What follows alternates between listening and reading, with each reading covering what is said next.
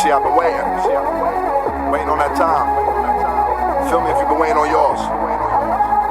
That moment, it's close. It's close. It's close. Yeah. Tired of living day to day like everything's alright. Just waiting on that moment. Waiting on my moment. If you walk in your greatness, listen to me, if you walk in your greatness, can't nobody stop you. Everybody say it with me real quick. Protect this house. 1, 2, 3. Come on, 1, 2, 3. Say it like you mean it. 1, 2, 3. You got to protect this house. This is your house. You're national champions.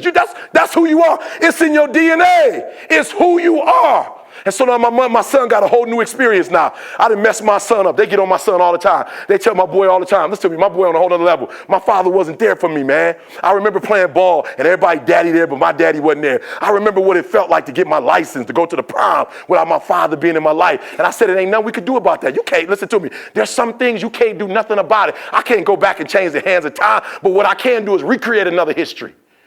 And now my son wearing J's. How much do my son pay for his J's? Not a dime. Michael Jordan sent them to us. The whole new, we building greatness. People say he shouldn't be paying $150 for some shoes. He ain't, they free.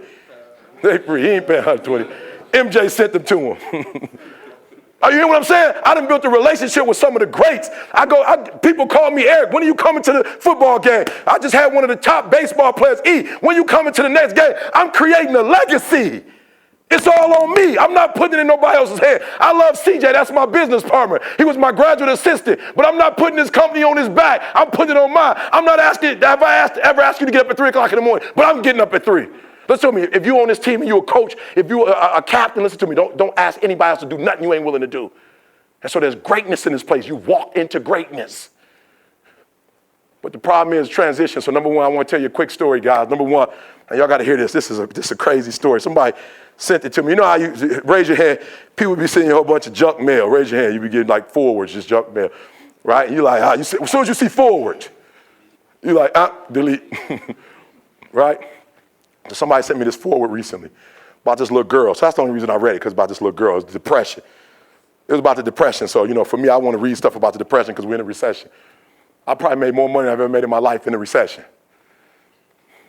All right, we're going to leave that alone. Y'all didn't catch that. No, for real, y'all didn't catch that.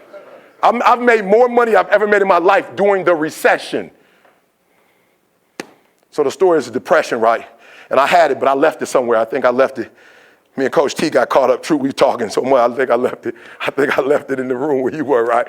And so what I had in this box, right? It was these little pearls. And so what happened was the little girl went to the store with her mom, right? And when she got to the store with her mom, she saw these. This is depression. She saw these little earrings, pearl earrings, and they were like $2. And that's a lot back in the day. So mom said, "Look, I can't afford to buy you that, but what you could do is a few chores. And if you do a couple chores, I can give it to you." And your grandma, listen to me. Your grandma, see, can I get some water? This is right here. What your grandma gonna do every year? She gives you a crisp $1. So little girl geeked up, right? She pumped up. So she does her chores. Grandma give her the $1. And so she get these 2 pearls and she geek. She wearing these things everywhere she go. To bed, she wearing them to church, she wearing them to school, she pumped up, right? So one day her daddy comes to her and daddy says, "Baby girl, can I get the pearls?" And she like, well, like, "Daddy, I love you, but the pearls?" Like, "Dad, I did chores for these. Grandma gave me a crisp $1 bill. Like, I love you, Daddy.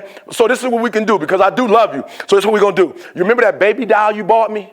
I give you that baby doll you bought me with the pony with the pink tail to go with it." Dad was like, "I'm good. That's okay. I love you." About a month later, Dad came back again, right? Dad sitting there. He's like, "Baby girl, you love me?" "Yeah, Dad, I love you." He's like, "Do you really love me?" She's like, "Yeah, Dad, I really love you." He said, "All right, so why don't you do this for me? Let me get those two little pearl earrings you got. Let me get those from you." She's like, "Daddy, I love you, but I can't, Daddy, I can't give you these pearl earrings, Daddy. I worked hard for them. Grandma gave me a crisp $1. I'm sorry, Daddy, I can't give them to you." Dad like, "Okay, I love you." Gave her a little kiss. Good night. Dad came home about 2 weeks later, right? She's sitting in the living room. She's shaking. Dad's like, "Whoa, what's wrong, baby girl?" She's shaking. She crying. She said, "Dad, you remember you asked me for those pearls?" And Dad's like, "Yeah, I remember asking you for the pearls." She was like, "Daddy, I love you." And she gave Daddy the pearls.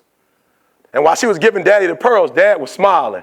And Dad took the pearls with the left hand, and with the right hand, he brought out this box, this velvet box. And with the velvet box, he gave her the velvet box and opened it up, and it had not 2 fake pearls, but genuine pearls, and it was a necklace. And daddy said to his little girl, you remember when I first asked you for these two things? I had these waiting for you the whole time. But because you weren't willing to give me those, I couldn't give you the real thing. Listen to what I'm telling you.